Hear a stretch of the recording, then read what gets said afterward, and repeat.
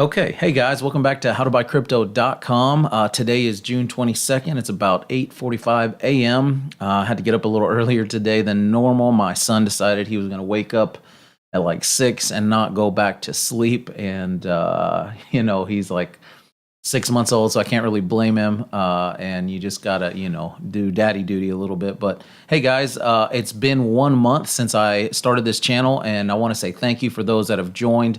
Thank you for those that have subscribed and are, regularly tuning in and contributing to the channel. We got 54 subscribers, over 1,500 views, which is higher marks than I, had even wanted to hit. So thank you very much for that. And thank you for the people that are regularly, contributing to my Quick Tip Investing group on Facebook.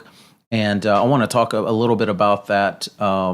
And well, before I do that, let me go ahead and talk about this. I got a question here. Lawrence asks about if I think my Ether wallet's the best way to get Veritasium, and I got Veri to USD, 1,000 USD, which would be awesome, man. I would love to to see that happen, but I don't know that it's likely or any more likely than any other currency to hit that mark.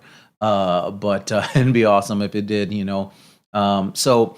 The deal here is I've never dealt with my Ether Delta. I got a Trezor wallet, right, to hold some of my Bitcoin, and you can use your Trezor as a like a safe key. You know how you have to put in your PIN. You can use that as like a two-factor authentication or a key to get it, to do an account with my Ether wallet. And I started to do it. I just decided not to. So I haven't used my Ether Delta, my Ether wallet. I used myself Ether Delta with MetaMask, and I'll go ahead and show you guys. I did talk about this on the last, my first post about Veritasium. This is metamask.io. You can download, and you can see here I've got already the browser plugin on this. And, this is what I used to upload Ethereum to this browser, and then plug in, and then I loaded it to to Ether Delta to buy Veritasium. So anyhow, that's where I'm at on that. If you have dealings with the my Ether wallet, it's been around for a long time, and so it has quite a bit of credibility, and I don't see why it'd be a problem. If you'd prefer to use that, I just one of the guys that I listen to, Omar Bam, I enjoy listening to anyway. He's not just a guy that I tune into. I try to watch everything he puts out because he's entertaining, and he's been in the space a long time. He used himself MetaMask, and he'd been talking about it for a while, so I figured I'd give it a shot, and I've had no problems with it myself. But like I said, the Ether, my Ether wallet, like I said, it's been around a long time, and I expect that you would have no problems with it. So anyhow, what I want to really talk about was yesterday. Show you again the screen capture. We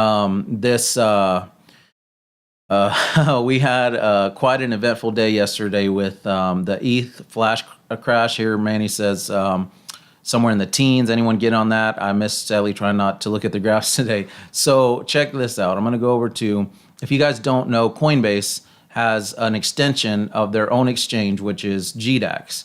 And GDAX is a place where you can buy Bitcoin, Litecoin, and Ethereum. And you can trade it, right? Just like any other exchange, but it's only these three, okay? And it's Coinbase's exchange solely. If you look here, this big old red candle, and of course it's going to be a hammer up because everybody's going to buy up when somebody's selling down to it. What I hear is that it sold down to a penny, that somebody set sell orders all the way up from where it was at whatever, 330 or whatever, 320 something, all the way down to a penny. And so somebody yesterday bought Ethereum at a penny, and it's like, come on, man, how did I not think to set in an auto buy of Ethereum for a penny? It's like, come on, I should have done that. But anyway, let me make sure this is still running. Okay, I just heard a little click, and my camera's closed on me before. So anyway, people were able to buy all the way down to a penny.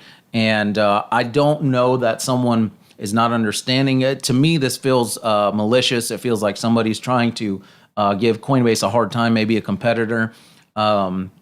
But who knows? Of course, Coinbase is looking into it. It did cause quite an uproar and people trying to get in. If you look at the group, Dale's like, yeah, I saw that.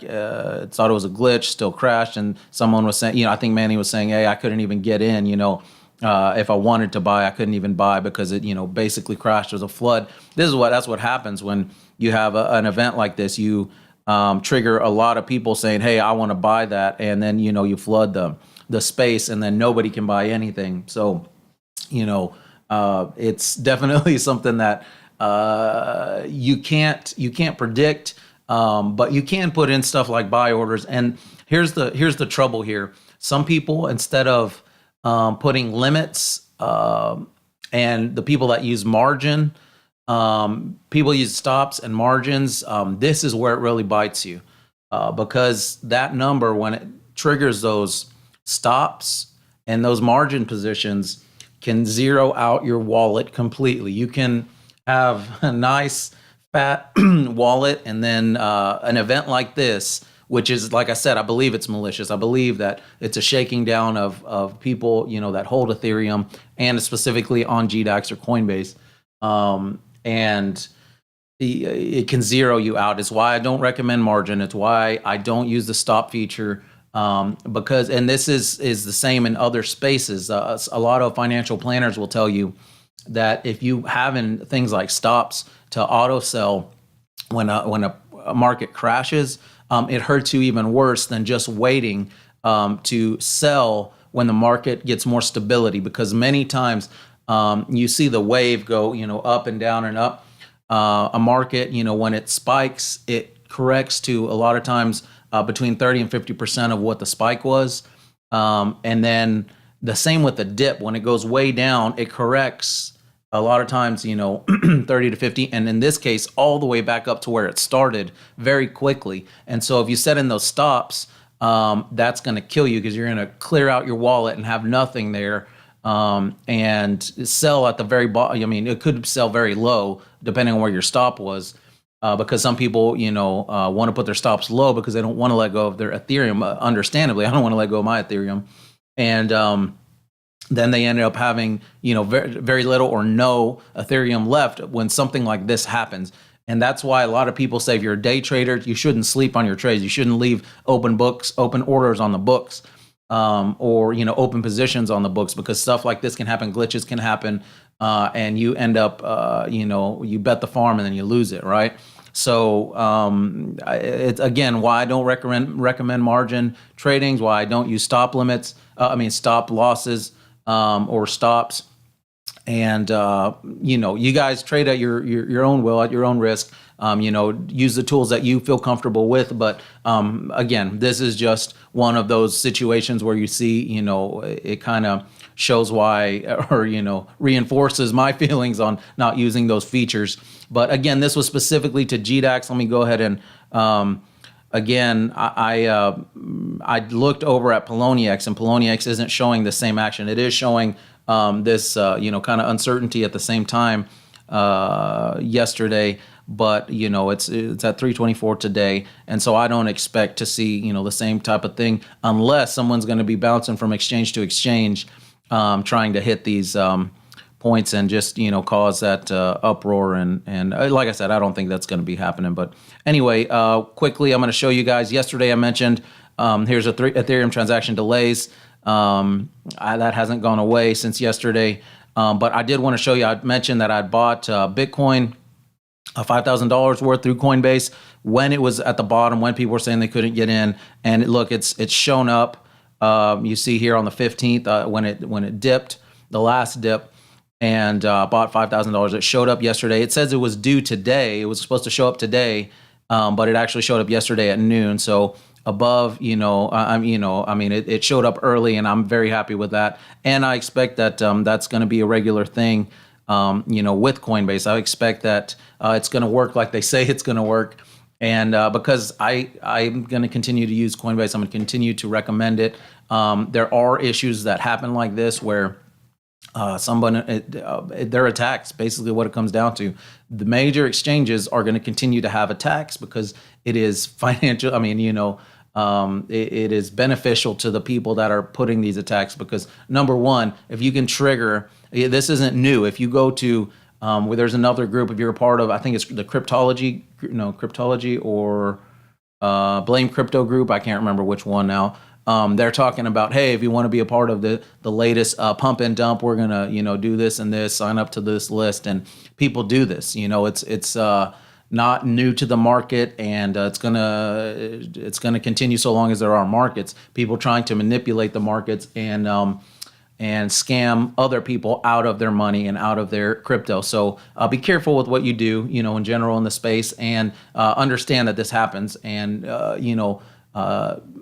make your orders, make your